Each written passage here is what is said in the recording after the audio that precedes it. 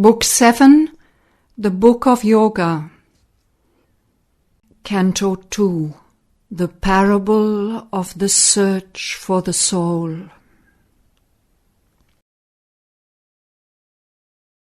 A dream disclosed to her the cosmic past, the crypt seed and the mystic origins, the shadowy beginnings of world fate, a lamp of symbol lighting hidden truth, imaged to her the world's significance. In the indeterminate formlessness of self, creation took its first mysterious steps. It made the body shape a house of soul, and matter learned to think, and person grew. She saw space peopled with the seeds of life, and saw the human creature born in time. At first appeared a dim, half-neutral tide of being emerging out of infinite naught. A consciousness looked at the inconscient vast, and pleasure and pain stirred in the insensible void. All was the deed of a blind world energy. Unconscious of her own exploits, she worked, shaping a universe out of the inane.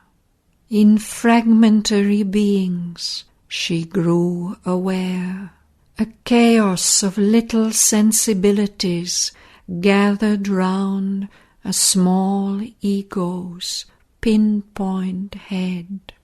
In it a sentient creature found its poise. It moved and lived, a breathing, thinking whole. On a dim ocean of subconscious life, a formless surface consciousness awoke. A stream of thoughts and feelings came and went. A foam of memories hardened and became a bright crust of habitual sense and thought, a seed of living personality, and recurrent habits mimicked permanence. Mind, nascent, laboured out a mutable form. It built a mobile house on shifting sands, a floating isle upon a bottomless sea. A conscious being was by this labour made. It looked around it on its difficult field in the green, wonderful and perilous earth. It hoped in a brief body to survive, relying on matter's false eternity. It felt a Godhead in its fragile house. It saw blue heavens, dreamed immortality. A conscious soul in the inconscious world, hidden behind our thoughts and hopes and dreams. An indifferent master signing nature's acts, leaves the vicegerent mind a seeming king. In his floating house upon the sea of time, the regent sits at work and never rests. He is a puppet of the dance of time. He is driven by the hours, the moments call, compels him with the thronging of life's need and the babel of the voices of the world. This mind no silence knows, nor dreamless sleep. In the incessant circling of its steps, thoughts tread forever through the listening brain. It toils like a machine and cannot stop. Into the body's many storied rooms, endless crowd down the dream god's messages. All is 100-toned murmur and babble and stir. There is a tireless running to and fro, a haste of movement and a ceaseless cry. The hurried servant senses answer apace to every knock upon the outer doors. Bring in time's visitors, report each call, admit the 1,000 queries and the calls, and the messages of communicating minds, and the heavy business of unnumbered lives, and all the 1,000-fold commerce of the world.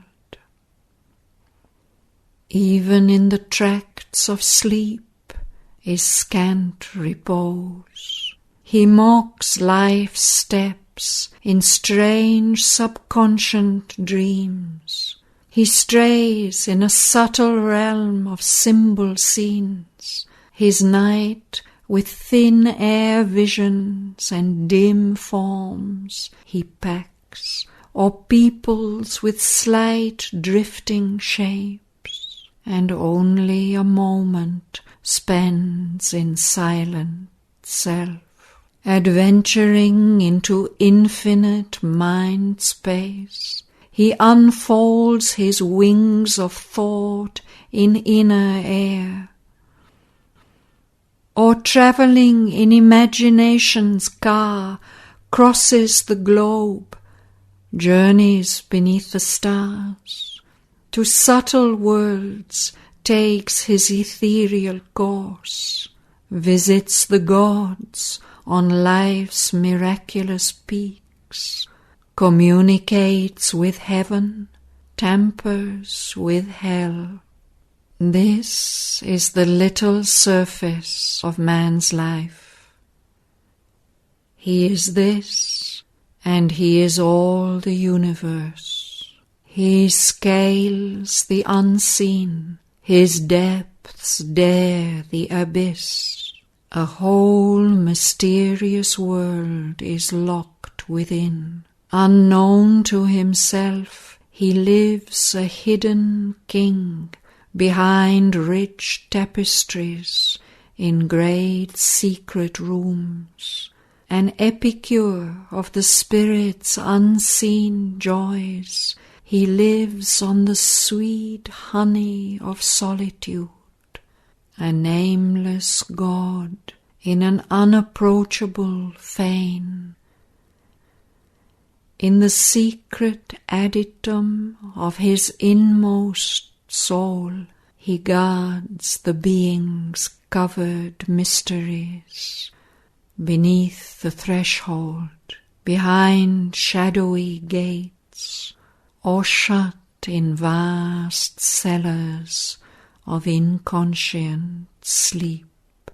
The immaculate, divine, all-wonderful, casts into the argent purity of his soul, his splendor and his greatness, and the light of self-creation in time's infinity, as into a sublimely mirroring glass.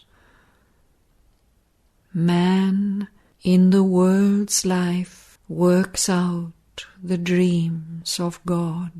But all is there, even God's opposites, He is a little front of nature's works, a thinking outline of a cryptic force. All she reveals in him that is in her. Her glories walk in him, and her darknesses. Man's house of life holds not the gods alone.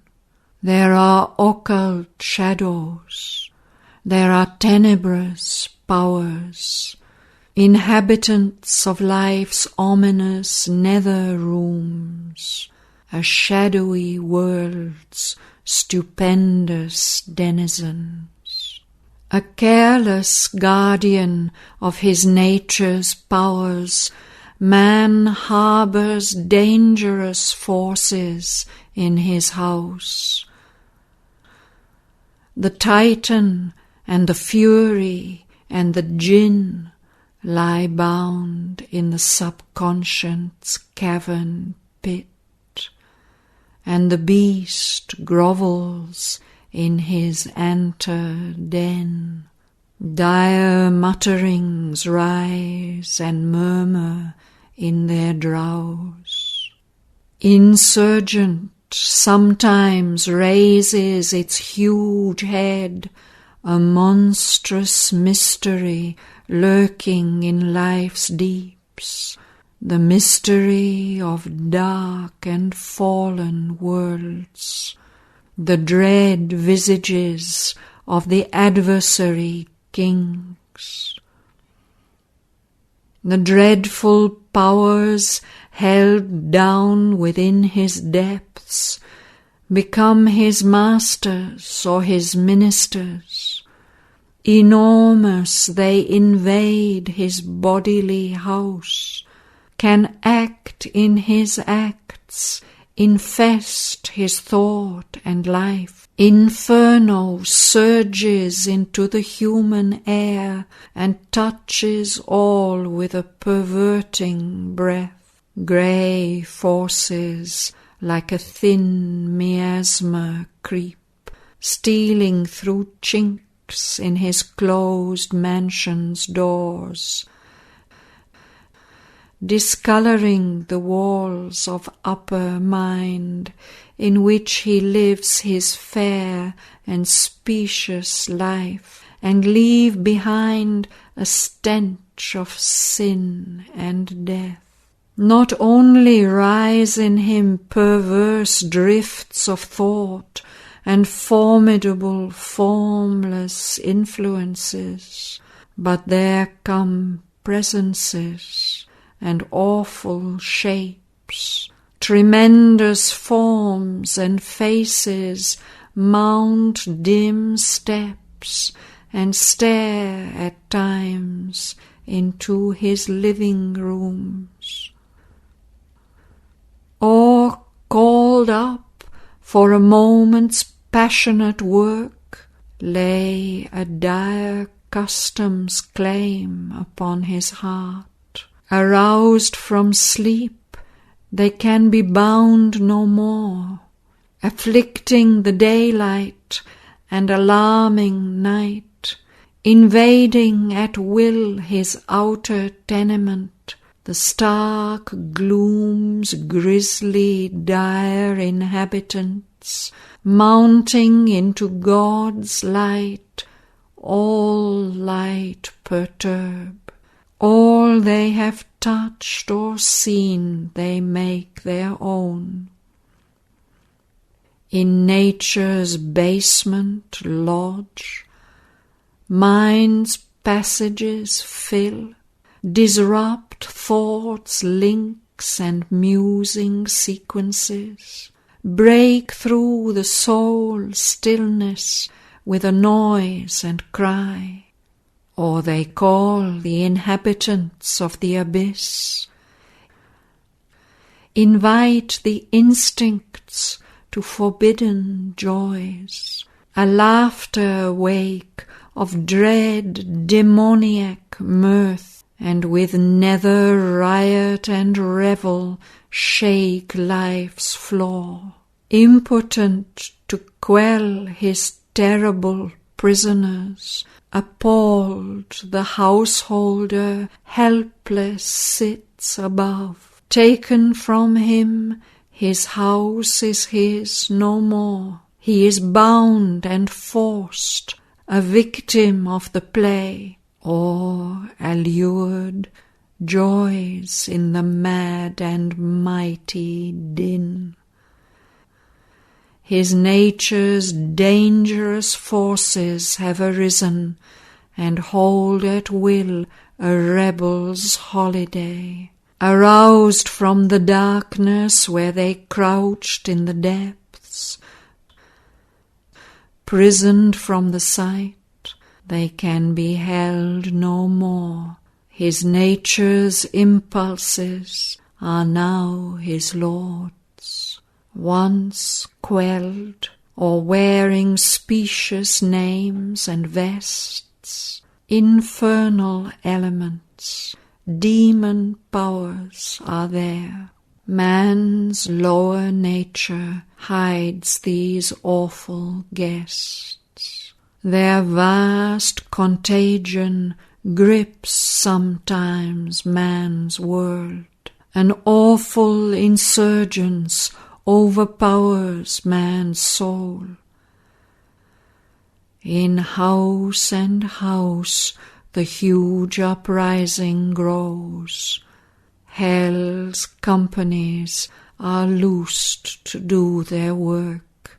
Into the earthways they break out from all doors, invade with bloodlust and the will to slay, and fill with horror and carnage God's fair world. Death and his hunters stalk a victim earth. The terrible angel smites at every door. An awful laughter mocks at the world's pain, and massacre and torture grin at heaven.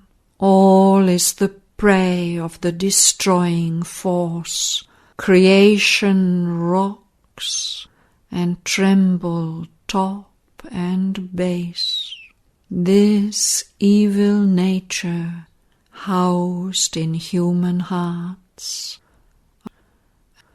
a foreign inhabitant, a dangerous guest. The soul that harbours it, it can dislodge, expel the householder, possess the house. An opposite potency, contradicting God, a momentary evil's almightiness, has straddled the straight path of nature's acts. It imitates the Godhead it denies, puts on his figure and assumes his face. A Manichaean creator and destroyer, this can abolish man, annul his world. But there is a guardian power. There are hands that save. Calm eyes divine regard the human scene.